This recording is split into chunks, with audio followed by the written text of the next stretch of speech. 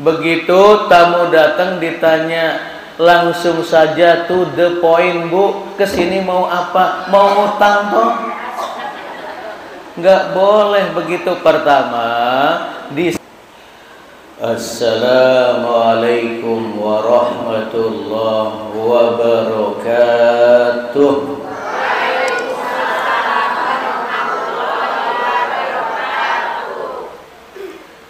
Alhamdulillahilladzi anzala as-sakinata fi qulubil mu'minina liyazdadu imanan ma imanihim. Walillahi junudus samawati wal ardi wa kana Allahu aliman hakima. Asyhadu an la ilaha illallah wahdahu la syarikalah wa asyhadu anna Muhammadan abduhu wa rasuluhu amma ba'd. Qala Allah ta'ala fil Qur'anil Aziz, hal ataka hadithu dhaifi Ibrahim al-mukramin iddakhalu alaihi faqalu salama qala salamun qaumun munkarun. Wa qala alaihi salatu wassalam,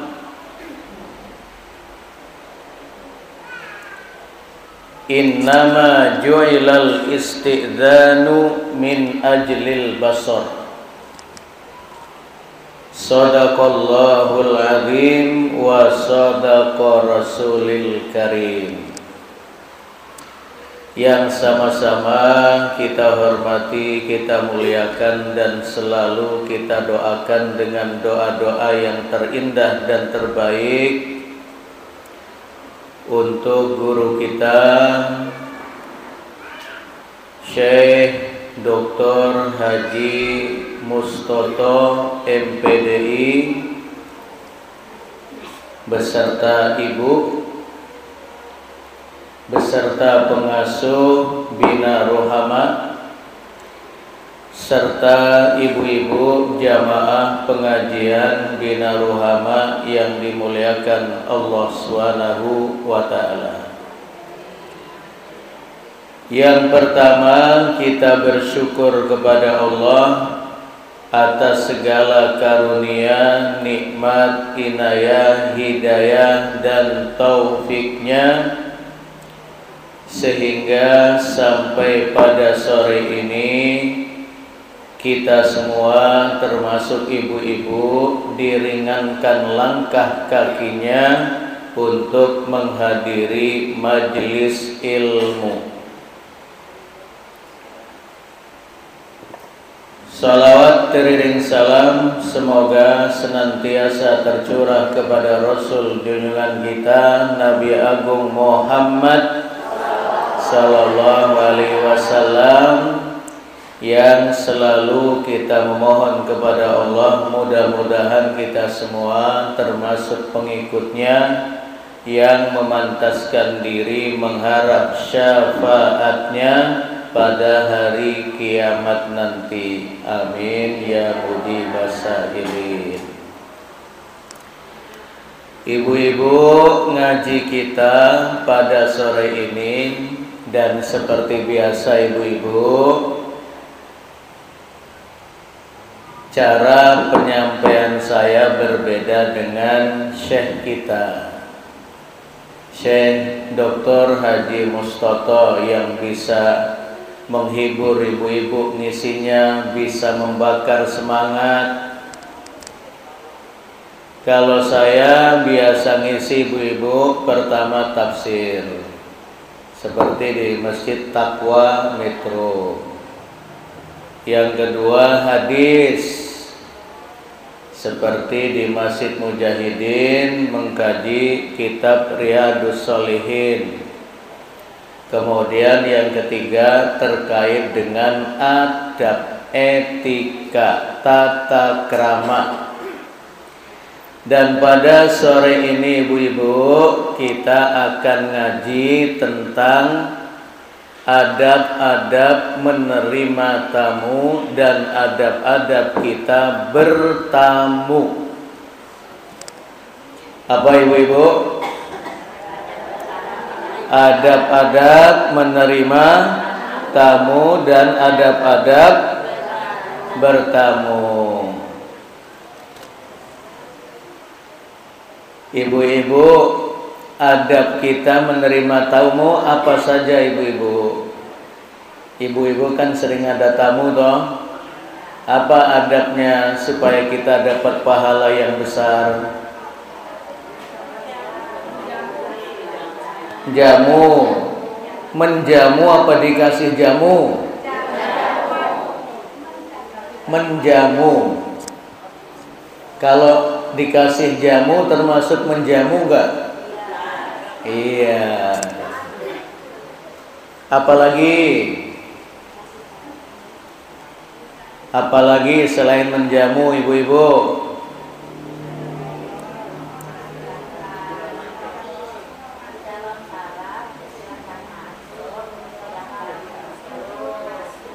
Menjawab salam, silakan masuk, silakan duduk, silakan dicicipi, silakan apa lagi?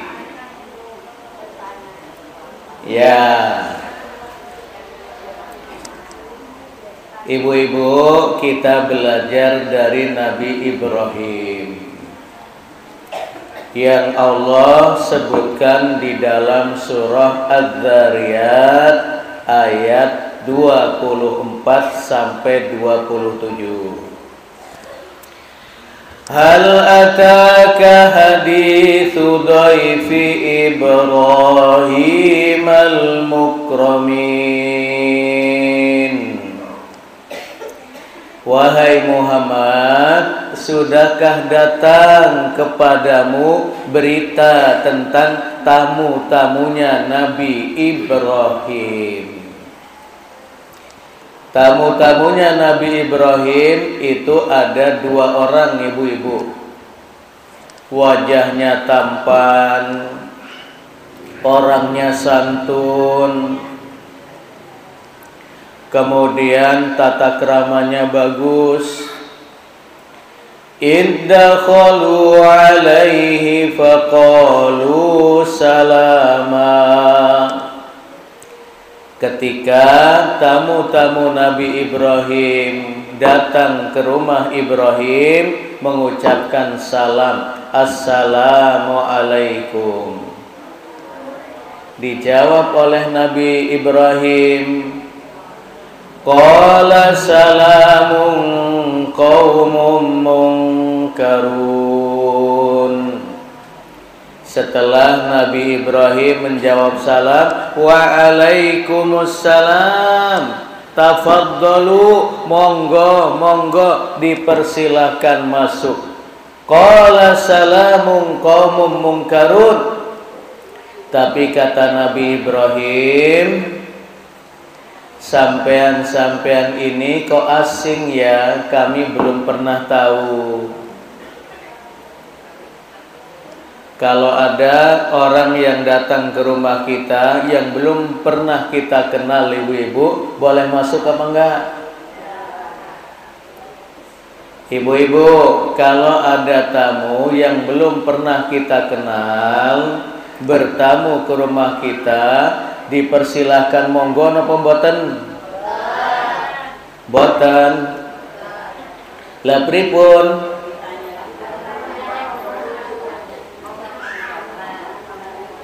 Ya, ditanya gimana nanyanya ibu-ibu? Sampean badhe maling napa mboten? Jangan. Ya.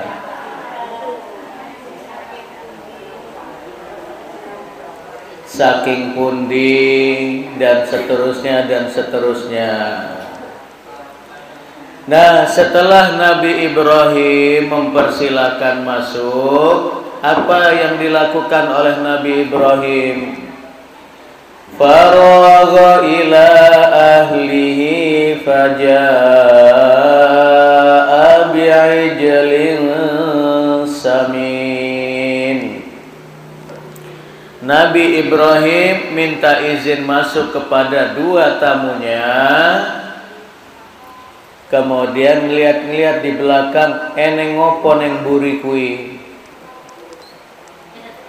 Jadi ibu-ibu, kalau saya datang ke rumah ibu-ibu bertamu, belajar dari Nabi Ibrahim, segera ke belakang ibu-ibu. Ada apa yang bisa dipegang? Apa yang bisa ditangkap? Ternyata Nabi Ibrahim begitu ngelihat ke belakang, adanya apa ibu-ibu? Faja'a bi'ijlin samin. Ternyata ada anak sapi yang gemuk. Anak sapi yang gemuk, yaitu yang ditangkap. Kemudian diolah oleh istri Nabi Ibrahim setelah disembelih, dibuat anak sapi guling. Anak sapi guling. Kemudian sebagiannya disate. Dan sate di Arab itu gede-gede pentolannya ibu-ibu. Diguleng, kemudian diguling, kemudian disate, dan begitulah kesukaan orang-orang Arab, dipanggang. Setelah Nabi Ibrahim melihat masakannya sudah matang semua, faqarrabahu ilaihim qala ala ta'kulun. Begitu Nabi Ibrahim mengeluarkan anak sapi guling, anak sapi gulai, anak sapi sate, dan yang lain, kemudian Nabi Ibrahim mengatakan, ala ta'kulun, monggo para tamu disantap. Nah ternyata tamunya ini hanya bengong, hanya ngelihat kanan kiri, enggak dimakan, minumannya enggak diminum, anak sapi gulingnya cuma dilihatin, gulenya hanya dipandangin, satenya hanya dipelototin, tetapi tidak ada yang diambil. Lah memang tamunya itu siapa ibu-ibu? Ya, jadi ibu-ibu, kalau ibu-ibu kedatangan tamu kok tidak mau mencicipi makanan, maka ibu-ibu bertanya kepada tamu, opo sampean iku malaikat? Nah, begitu ibu-ibu. Nah setelah tamunya dua ini tidak menyantap apapun, tidak meminum apapun yang disediakan oleh Nabi Ibrahim, Nabi Ibrahim tahu bahwa tamunya ini adalah malaikat yang Allah utus untuk menemui Ibrahim. Dan sebelumnya atau setelah itu, kedua tamunya ini akan berangkat ke perkampungan Nabi Lut untuk membalikkan bumi di perkampungan Nabi Lut. Nah itu ibu-ibu. Nah maka Imam Ghazali dalam kitabnya Ihya Ulumuddin menyebutkan bahwa adab-adab tamu itu ada 4. Ibu-ibu tahu nggak tamu itu dibatasi berapa hari ibu-ibu? 3 hari. Kalau setelah 3 hari Setelah 3 hari gimana ibu-ibu? Ya, Rasulullah bersabda dalam riwayat Bukhari dan Muslim, "Wadiyafatu salasatu ayyam." Bertamu itu 3 hari. Wajaizatuhu yaumun walailah. Di hari pertama datang, di hari pertama dan malam pertama, tamu itu harus diservis habis ibu-ibu. Misalnya pada pagi harinya dikasih sarapan apa ibu-ibu? Nasi uduk apa nasi tiwul? Lontong sayur, nasi uduk, apalagi? Bubur ayam. Iya, gorengan. Terus makan siangnya? Sate gulai Banyumas, sate gulai Saleh, bebek prakoso, bebek belur, pokoknya mantep lah. Kemudian malam harinya apa ibu-ibu? Malam hari ini, malam hari bakso atau apa yang kita servis habis kalau malam itu? Kalau gulai kan siang, kalau malam apa? Ayam goreng, pecel lele, dan seterusnya dan seterusnya. Itu hari pertama habis diservis. Hari kedua dan ketiga apa itu ibu-ibu? Fama ba'da dzalika shadaqatun. Setelah 1 hari, 2 hari, hari yang ketiga itu nilainya sudah sedekah. Artinya bukan lagi wajib untuk menjamu, tetapi sunnah. Artinya di hari yang kedua dan hari yang ketiga, apa yang kita makan itu pula yang dimakan oleh tamu. Dimakan oleh tamu. Bagaimana kalau tamunya nambah hari ibu-ibu? Rasulullah menyebutkan wala yahillu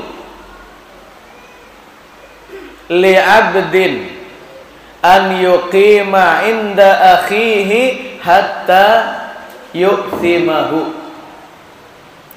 Tidak halal atau haram, tidak boleh bagi seorang hamba itu tinggal di tempat orang lain lebih dari 3 hari, karena itu sama seperti membuat tuan rumah berdosa. Sahabat bertanya, qalu kaifa yu'thimuhu ya Rasulullah? Bagaimana tuan rumah kok berdosa ya Rasulullah kalau lebih dari 3 hari? Qal, Rasulullah bersabda, yuqimu inda akhihi hatta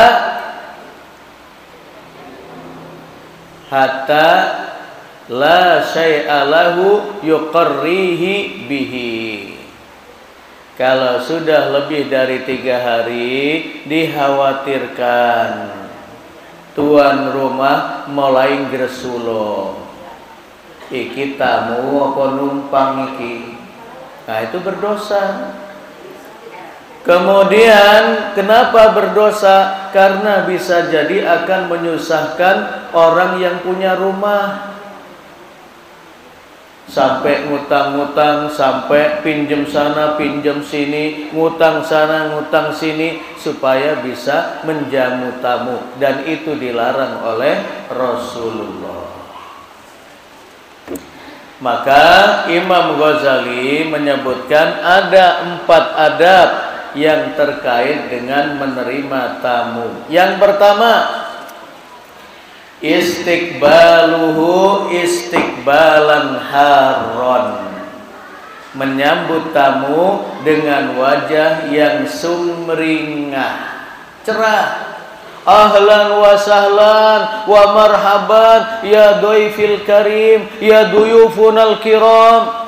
Selamat datang tamu-tamu kami yang terhormat, tamu saya yang terhormat. Disambut dengan wajah ceria.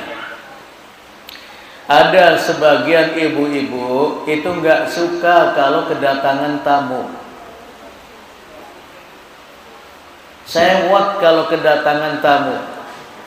Yang mbok kalau mau datang, yang ngasih kabar gitu loh. Sekarang kan ada WA, sekarang ada telepon, sekarang ada ini, ada itu. Kasih tahu dulu, biar saya bisa pesenin bebek belur,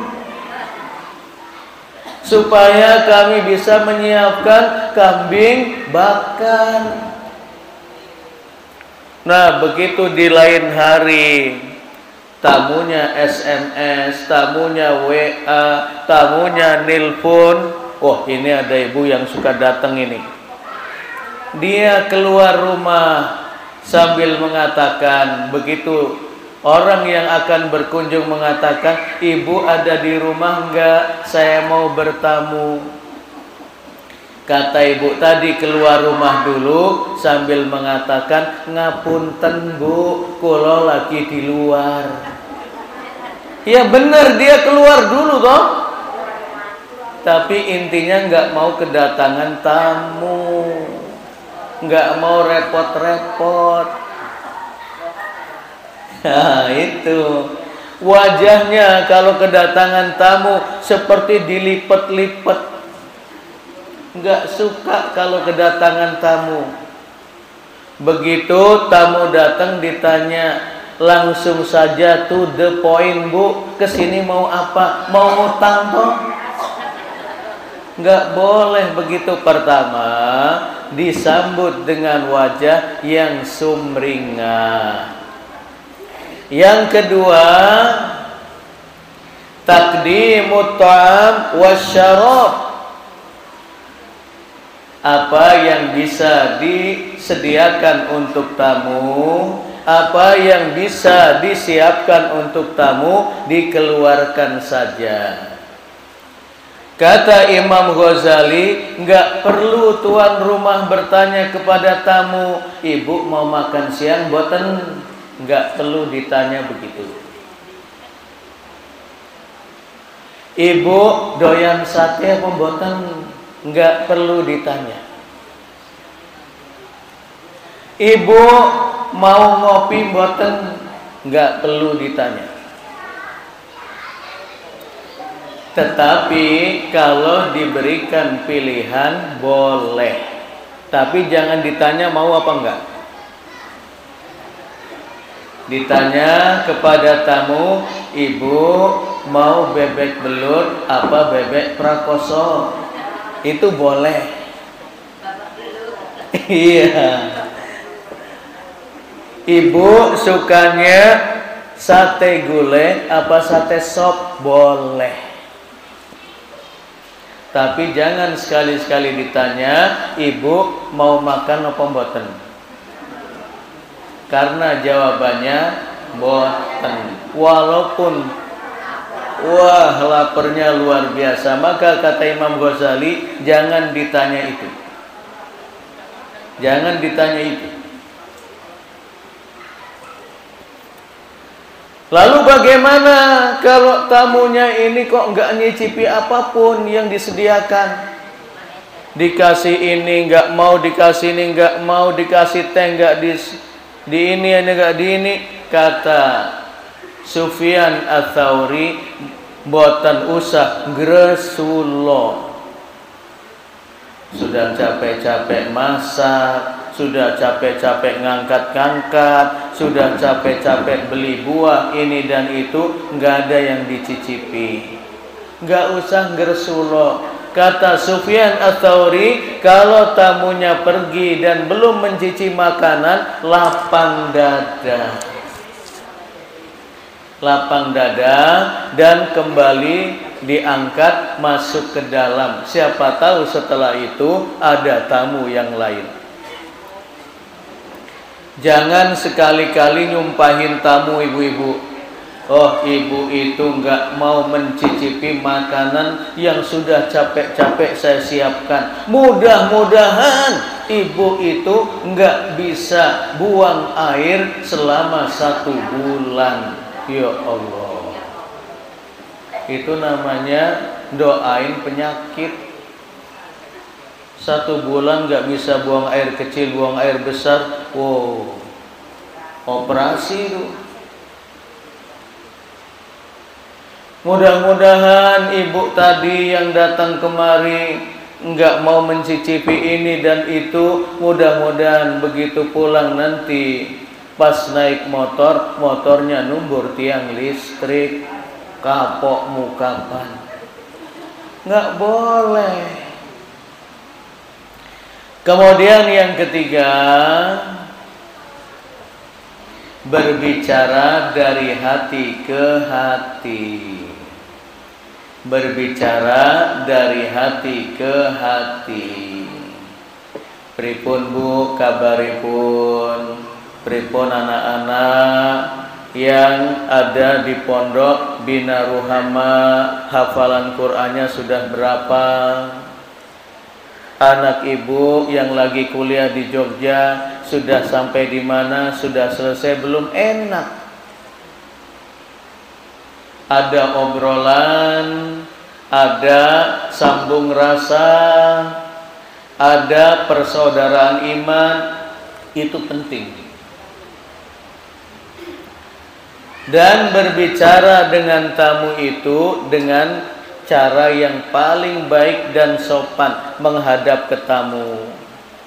Sebagian ada orang yang melayani tamu itu ogah-ogahan. Tamunya di sini ngadepnya ke pintu. Gimana Bu kabar anaknya? Waduh, orangnya di sini. Kemudian yang keempat, melepas tamu sampai di luar.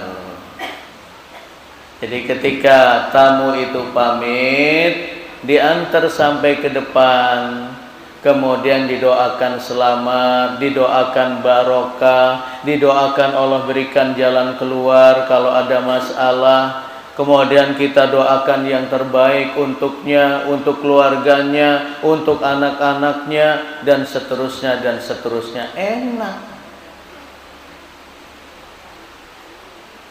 Itu adab-adab menerima tamu. Nah, kita sebagai tamu juga harus beradab.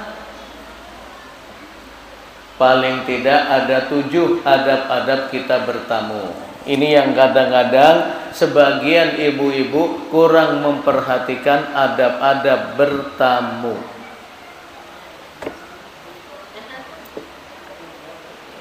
Sebagian ibu-ibu yang sudah taklim saja tidak sesuai dengan adab-adab bertamu, apalagi bapak sing ora ngaji. Bapak-bapak kan jarang ngaji loh. Iya.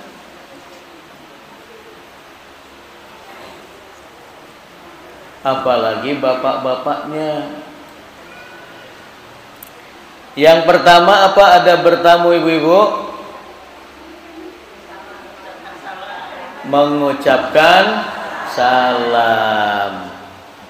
Allah berfirman, Ya ayyuhalladzina amanu la tadkhulu buyutan ghaira buyutikum hatta tasta'nisu wa tusallimu ala ahliha Wahai orang-orang yang beriman, janganlah kalian masuk ke rumah orang lain sampai kalian meminta izin dan mengucapkan salam kepada penghuninya. Minta izin atau salam itu dibatasi berapa kali, ibu-ibu? Gimana kalau kita yakin di dalam ada orangnya? Sudah 3 kali tapi belum jawab. Gimana, ibu-ibu?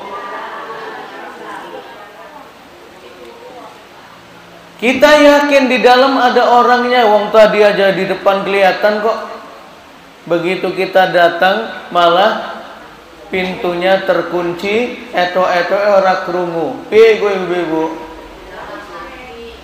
Apa perlu kita ke belakang? Ke belakang, ke dapur, tok tok tok tok.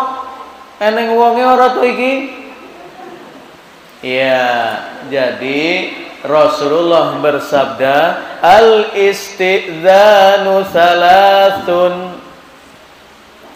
Minta izin atau salam itu dibatasi 3 kali. Fa in udhina laka wa illa farji'. Kalau 3 kali engkau diizinkan masuk, maka masuklah. Tetapi kalau tidak diizinkan, farji', pulanglah. Lalu bagaimana kalau ibu dari tempat yang jauh, pulang apa orang? Sudah 3 kali enggak dijawab salam kita, pintu rumahnya juga tetap terkunci, padahal kita yakin ada di dalam. Apa yang kita lakukan, ibu-ibu? Apa berdiri di depan pintu sampai dibuka walaupun setengah hari? Nah, kalau kita datang dari jauh, ibu-ibu, sudah 3 kali salam tapi tidak disuruh masuk, kita pergi ke tempat yang lain, ngopi dulu di warung atau ke tempat ibu-ibu yang lain. Baru nanti setengah jam berikutnya atau 1 jam berikutnya, kalau kita ingin bertamu, datang lagi. Kalau memang penting betul. 3 kali enggak dianu juga, kita pergi lagi. 1 jam, setengah jam, 2 jam, nanti balik lagi. Intinya ada jeda waktu. Nggak boleh dipaksa, apalagi sampai ke belakang. Bu, ada orangnya nggak toh? Nggak boleh. Yang pertama, minta izin atau salam. Yang kedua, mengetok pintu. Ngetok pintunya dengan apa, ibu-ibu? Dengan batu sebesar ini atau dengan martil atau dengan apa? Dengan kunci. Tok tok tok tok tok tok tok. Dengan apa, ibu-ibu? Dengan apa? Tangan apa? Jari tangan. Yang mana jarinya? Ini. Ya. Anas bin Malik menceritakan dalam riwayat Bukhari dalam kitab Al-Adab Al-Mufrad, bercerita, inna abwaba Rasulillah sallallahu alaihi wasallam kanat tuqra'u bil adhafir. Kami para sahabat Rasulullah, apabila kami mengetuk pintu beliau, maka kami mengetuknya dengan kuku. Tok tok tok. Dengan kuku.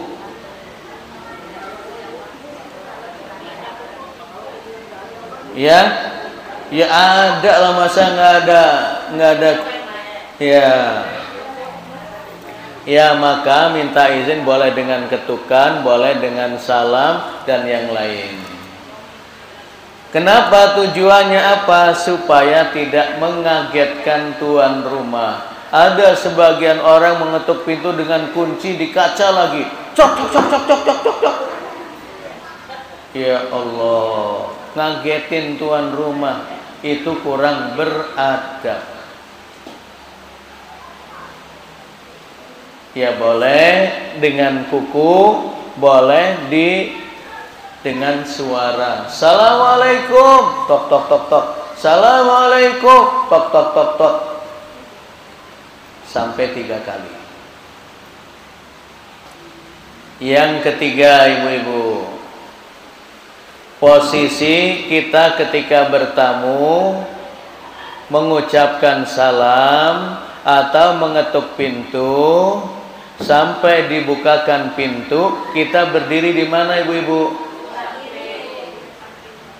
Di depan pintu atau sebelah kanan atau sebelah kiri atau di atas pintu? Di mana? Sebelah kanan, sebelah kiri, sebelah mana lagi? Kiri apa kanan? Kiri apa kanan? Ya, dua-duanya boleh. Diceritakan oleh Abdullah bin Bishr, kana Rasulullah sallallahu alaihi wasallam idza ata baba qaumin lam yastiqbilil baba tilja'a wajhihi tilqa wajhihi. Rasulullah apabila bertamu kepada para sahabat, maka ketika Rasulullah mengetok pintu, itu bukan di depan pintunya pas, walakin ruknahal aiman awil aisar, tetapi Rasulullah berdiri di samping kanan pintu atau di samping kiri pintu, wa yaqul, sambil mengatakan assalamu alaikum, assalamu alaikum. Jadi kita berdiri di samping kanan, samping kiri. Kenapa kita tidak boleh, ibu-ibu, berdiri di depan pintu pas? Kenapa kira-kira, Bu? Kenapa? Lah pintunya kan bukanya ke dalam. Ya. Selain itu, selain kena pintu apa? Ya, min ajlil basor. Kata Rasulullah dalam riwayat Bukhari dan Muslim, innama ju'ilal isti'dzanu min ajlil basor. Kenapa meminta izin? Kenapa kita berdiri di samping kanan atau samping kiri pintu? Supaya ketika pintu terbuka, kita tidak melihat apa yang ada di dalam rumah. Kenapa, ibu-ibu? Karena kalau kita melihat apa yang ada di dalam rumah, bahaya. Ternyata ibu ini banyak perhiasannya toh, kaya banget toh, tapi kok pelitnya minta ampun. Belum lagi kalau melihat suami ibu itu baru saja mandi, pakai anduk saja. Itu bahayanya, ibu-ibu. Makanya meminta izin. Kenapa berdiri di samping kanan, samping kiri? Supaya tidak melihat hal-hal yang tidak layak dilihat. Itu, ibu-ibu. Di samping kanan, samping kiri. Kemudian yang keempat, tidak boleh mengintip. Sebagian ibu-ibu, apalagi bapak-bapak, kalau ngetok-ngetok gak dibukain pintu, salam-salam gak dijawab, kadang-kadang sebagian ibu-ibu malah yang ngintip dari kaca, belum puas juga pergi ke ke belakang sambil ngeliat-ngeliat eneng wonge ora to kuwi. Lah kalau melihat di dalam kamar sedang terjadi apa-apa gimana ibu-ibu? Ya, bahaya. Bahkan Rasulullah mengatakan dalam riwayat Abu Dawud, "Lau annam ra'an ittala 'alaika bi ghairi idnin." Apabila engkau melihat orang mengintip di rumahmu tanpa izin, fahadabtahu bihasatin fafaqta 'ainahu, kemudian kamu melempar matanya dengan batu-batu sampai matanya copot, lam yakun alaika jinah, maka di dalam Islam orang yang melempar, orang yang suka mengintip itu sampai matanya keluar, maka yang melempar itu tidak berdosa dan tidak terkena hukum. Kenapa? Karena dia membela yang benar. Itu dalam agama kita ibu-ibu. Jadi nggak main-main. Nah, di kalangan sahabat pernah terjadi ibu-ibu. Ada sahabat Ansor, ada sahabat Thaqafi. Itu dipersaudarakan oleh Rasulullah. Menjadi saudara. Suatu saat sahabat Ansor berpesan kepada sahabat Thaqafi ini, "Titip rumah ya, karena saya mau pergi beberapa hari." Boleh. Nah, sahabat Thaqafi ini suatu hari itu lewat di depan rumah sahabatnya. Begitu melihat pintunya terbuka, maka sahabat ini lewat depannya. Setan mengajaknya untuk melongok, jangan-jangan ada maling. Nah, begitu melongok ke rumah sahabatnya, ternyata dia melihat istrinya baru selesai mandi, lagi sisiran rambut. Setan menggodanya, maka sahabat Thaqafi tadi masuk dan langsung memeluk istri sahabat Ansor. Begitu dipeluk, kaget istrinya mengatakan, "Ittaqillah qad khanta akhak." Bertakwalah kamu kepada Allah karena engkau telah berkhianat kepada sahabatmu. Nah, sahabat tadi langsung nangis. Kemudian pergi ke puncak gunung di Madinah sambil nangis terus.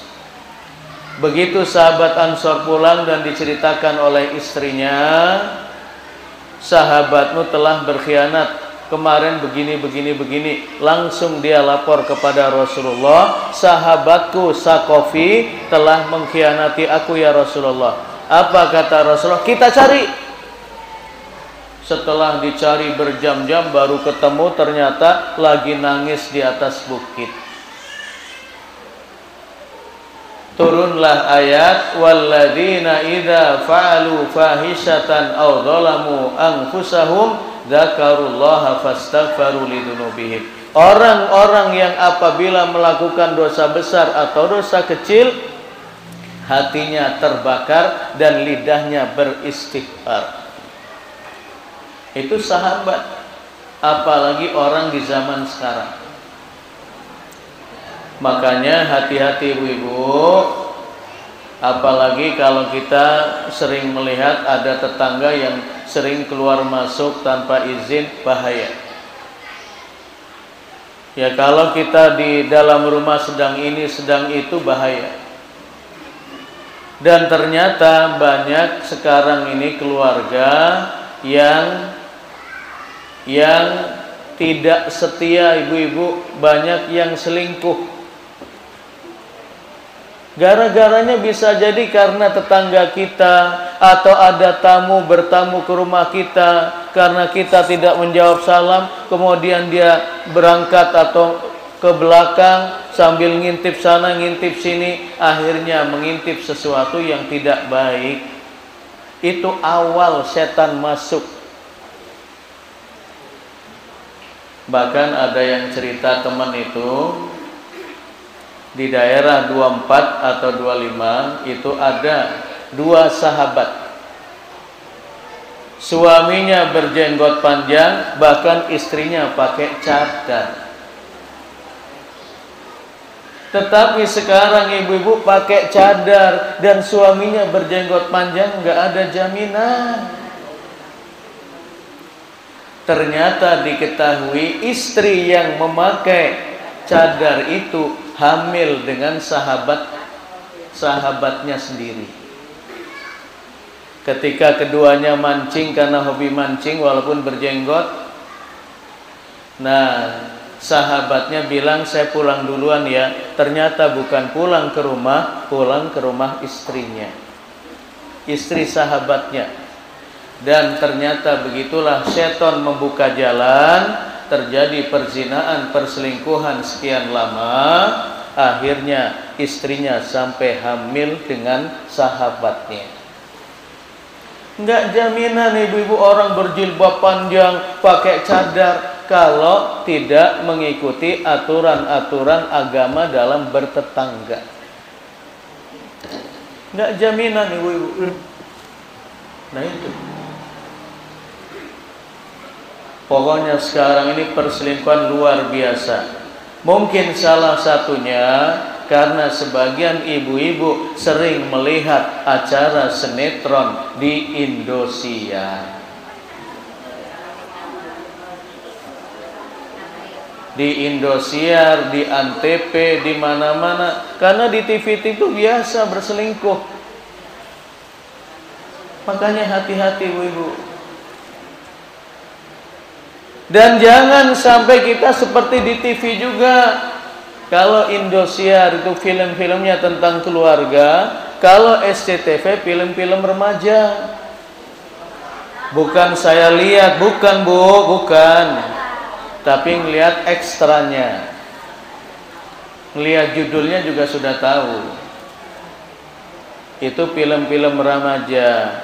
Maka hati-hati dengan anak-anak kita ketika dekat dengan laki-laki, ketika dekat dengan ini diperhatikan. Jangan sampai ada anak-anak kita yang menghitamkan wajah orang tua hamil di luar nikah. Karena pacaran zaman sekarang beda dengan pacaran zaman dulu ibu-ibu. Sekarang kebablasan.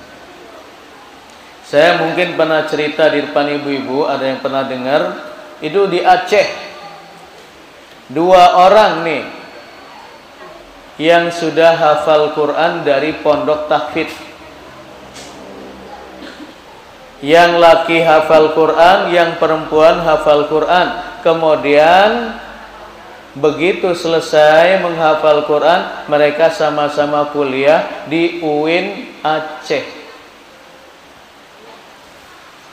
Awalnya berkenalan lewat WA. Lama-kelamaan janjian ketemuan. Padahal yang perempuan itu pakai cadar, yang laki-laki pakai topi haji karena hafid Quran. Karena sering bertemu, sering ngobrol, setan masuk.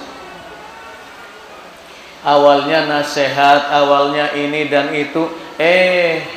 Yang tadinya wajahnya ditutup dengan cadar, bahkan lama-lama bukan cadarnya yang terlepas, pakaiannya terkupas. Sehingga terjadilah perzinaan sampai hamil. Ya Allah. Makanya hati-hati ibu-ibu. Anak-anak kita diperhatikan, dididik dengan baik, diberikan contoh yang baik. Ya. Kalau kita ingin anak-anak kita soleh, kita menjadi orang yang soleh duluan.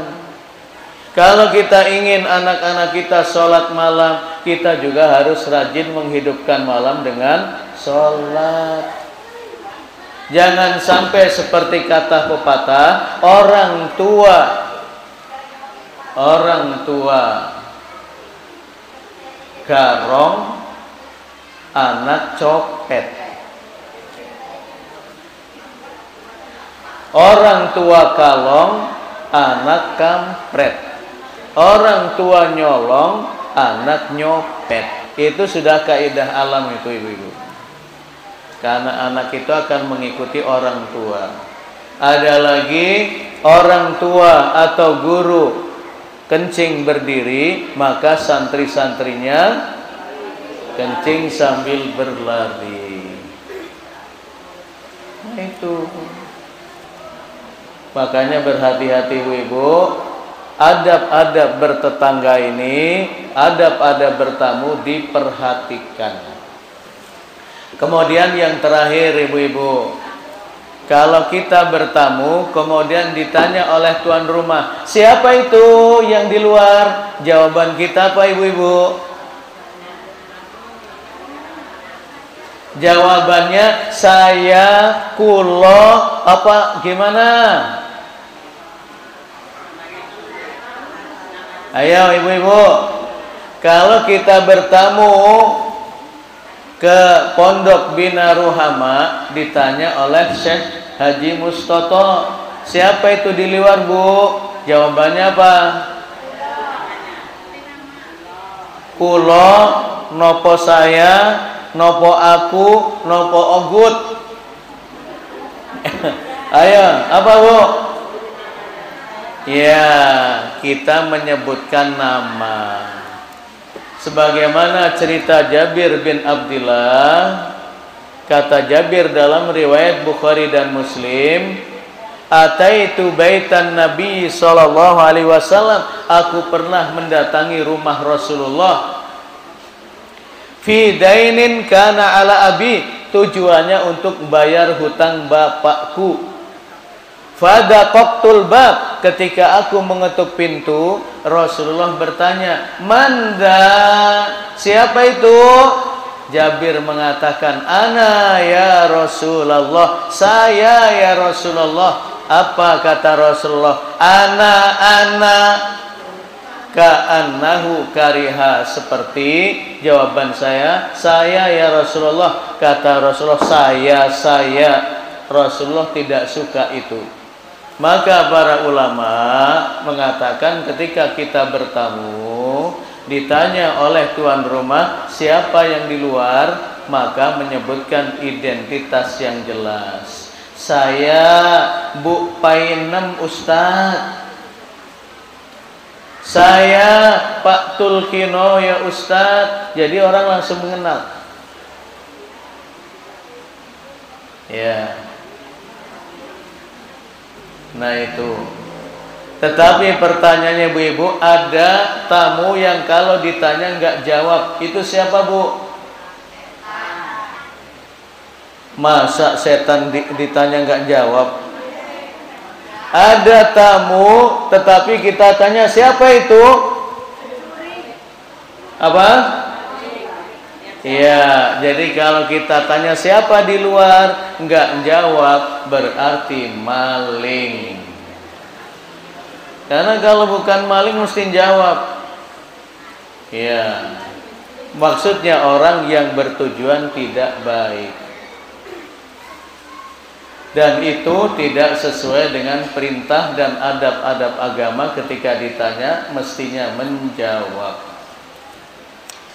Taib, demikian ibu-ibu, itu adab-adab kita menerima tamu dan bertamu. Monggo 5 menit kalau ada yang bertanya. Ya, silakan ibu.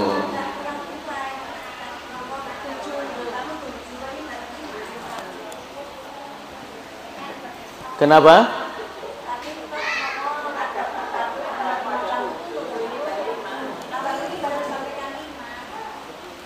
Waktunya masih ada emang? Ya, yang ke-6 disebutkan aja. Yang ke-6, sebagai tamu apabila disuguhkan makanan dicicipi. Itu sebagai bentuk memuliakan tuan rumah. Rasulullah Shallallahu Alaihi Wasallam sebagaimana disebutkan oleh Abu Hurairah, ma'aba Rasulullah sallallahu alaihi wasallam ta'aman qat. In ahabbahu akalahu, in istahahu akalahu, wa in karihahu tarokahu. Rasulullah apabila dihidangkan makanan, maka Rasulullah mengambil yang disukai. Kalaupun tidak disukai, bahkan pernah Rasulullah karena nggak ada yang lain, cuma ada cuka yang disiapkan, maka Rasulullah pun mengatakan makanan yang terbaik adalah cuka. Jadi begitu ibu-ibu, kalau kita disuguhi makanan oleh tuan rumah, dicicipi walaupun kita nggak selera, itu menghargai tuan rumah. Makanya tadi saya disuguhi gorengan, saya makan 2, makan 3. Iya. Dan termasuk ini disuguhin minuman, ya saya minum.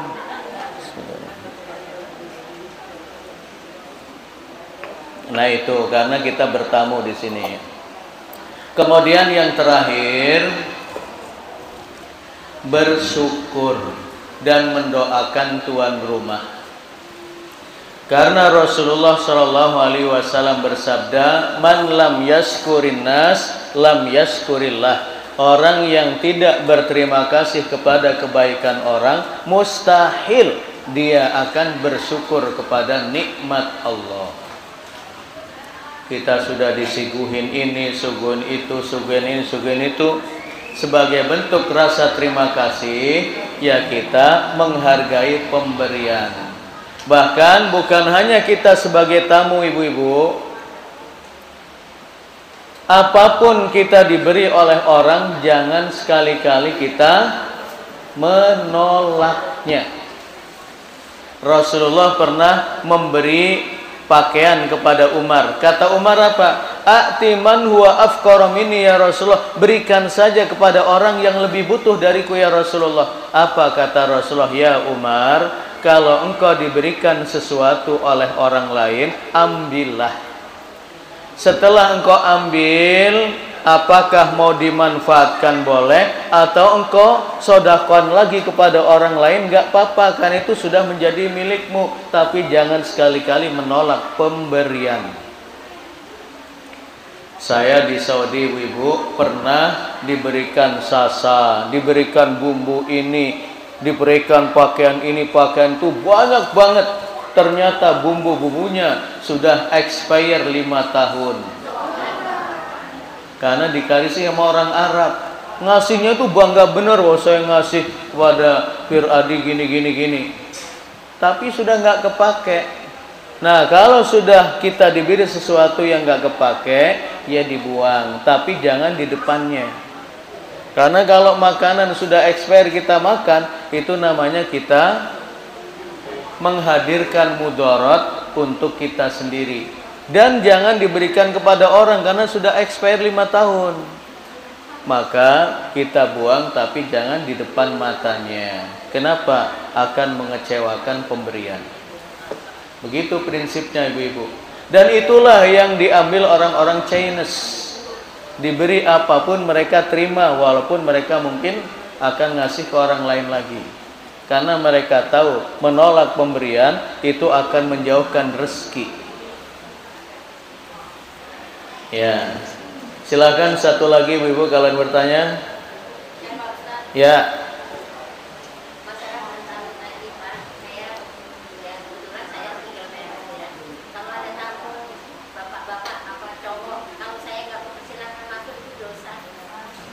Kalau ada tamu bapak-bapak atau cowok,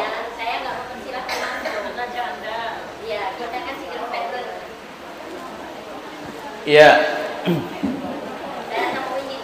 Ya, ini terkait dengan bukan lagi menerima tamu, tetapi bab ikhtilat, bercampurnya laki-laki dengan perempuan. Artinya ya bisa saja diterima, tetapi sebelum dipersilakan masuk, ditanya dulu keperluannya apa.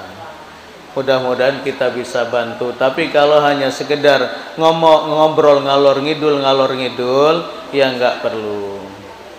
Kecuali kalau kita ditemani anak kita. Jadi ada orang ketiga. Ya, supaya juga menjaga hati kita, menjaga hati dia, dan juga menjaga pandangan masyarakat. Begitu ya. Ya. Taib, demikian ibu-ibu, waktunya ternyata sudah lewat. Tadi rencananya cuma 15 menit, ternyata lebih. Dan menegaskan kembali ibu-ibu, bagi ibu-ibu yang mungkin mau umroh akhir Oktober bersama kami, monggo. Hanya 30,9 juta pesawatnya Saudia. Dan untuk ibu-ibu ada kortingan 1 juta. Cukup 29,9, itu sudah dari Bandar Lampung, sudah dari Lampung sampai Lampung, sudah nggak ada lagi biaya lagi, kecuali paspor. Nah, kalau ibu-ibu pengen di korting lagi, tinggal ngomong saja. Masih ada 5 kursi lagi. Kalau ibu-ibu mau, monggo, kita tunggu sampai akhir September. Nanti berangkatnya akhir Oktober. Demikian, hadanallahu wa iyyakum ajmain, wal 'afwu minkum. Assalamualaikum warahmatullahi wabarakatuh. هبت كالريح قوية، جبت كالنار